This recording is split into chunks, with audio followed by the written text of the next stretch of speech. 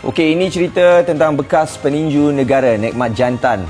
Pernah menggegar Sukan Si Kuala Lumpur 1989 apabila dia mencipta kejutan dengan meraih pingat perak. Namun kini beliau bergantung kepada kerusi roda akibat penyakit saraf dialaminya sejak 26 tahun lalu.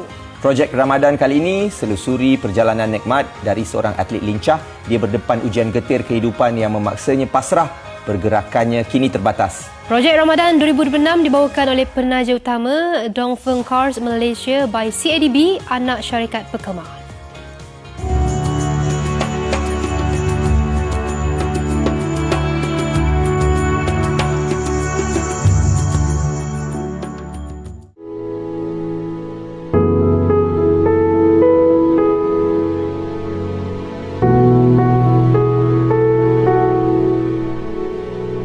Nikmat mula berkhidmat dengan Angkatan Tentera Malaysia ATM pada 1981 sebelum bergelar peninju negara 8 tahun kemudian.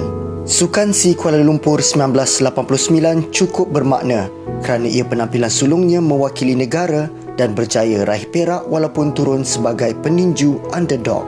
Namun berbekal disiplin ketenteraan, peninju berusia 63 tahun ini tidak pernah gentar ketika memasuki gelanggang termasuk beraksi di luar negara. Di sini merupakan kediaman salah seorang wirasukan negara yang pernah mengharumkan nama Malaysia di persada antarabangsa. Kalau dahulunya namanya Gah menggegarkan gelanggang tinju Asia Tenggara, namun kini terpaksa mengharungi kehidupan seharian menggunakan kerusi roda akibat penyakit saraf. Projek Ramadan Nadi Arena kali ini kami membawa anda untuk menyelami kisah bekas petinju negara Nikmat Jantan yang dahulu pernah mengharumkan nama Malaysia dengan menyumbang pingat perak di Tamasya Sukan Si 1989 Malaysia.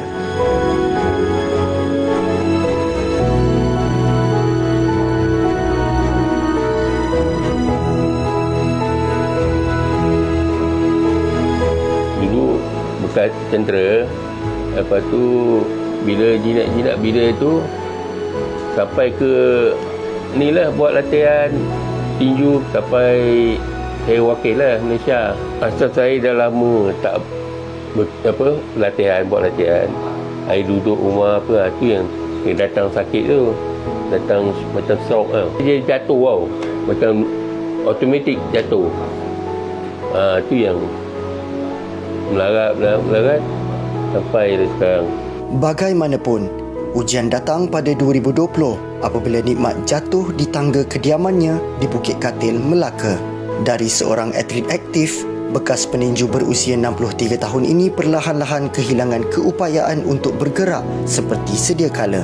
Masa tu kerja lepas tu dia dah sakit, berhenti je lah. Berhenti jaga dia. Dulu berjaga pokok pisang. Dulu berjaga pokok pisang dekat Bukit Katil tu.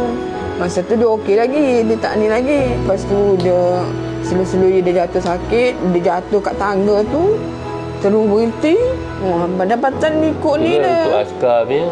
Duit dapat 500 yakin. Mak ini 500.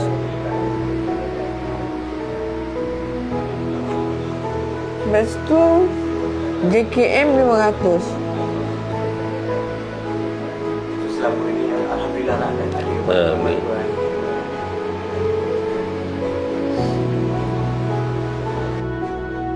Rombongan Projek Ramadan berkunjung ke kediaman Nikmat dengan harapan dapat membawa keceriaan di wajah wiranegara. Assalamualaikum. Masuk. Assalamualaikum.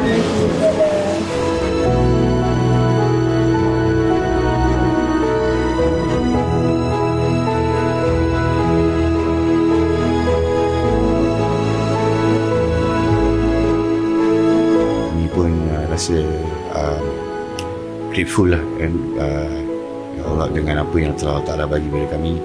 So kami dapat bantu sikit mana yang personal ataupun personality yang pernah mengharumkan nama negara kan. Semoga mereka tak rasa macam mereka diabaikan lah. InsyaAllah ada yang masih lagi care, peduli. Kita juga telah berbincang dengan beliau untuk membantu beliau untuk sihat kembali dan dapat mengurus diri sendiri, dan beliau juga ada menyuarakan hasrat untuk memulakan perniagaan untuk menyara kehidupan dia. Jadi insyaAllah kita ada juga inisiatif kita dari segi kerjaya dan pembangunan atlet tu, kita dapat juga membantu beliau nanti insyaAllah. Itu akan kita usahakan bersama dengan beliau. Apa kau tak ada yakin saya nak beli berapa tu? 4 4 kotak 2 bulan.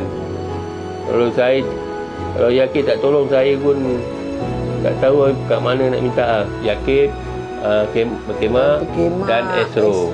Dan mengucapkan terima kasihlah.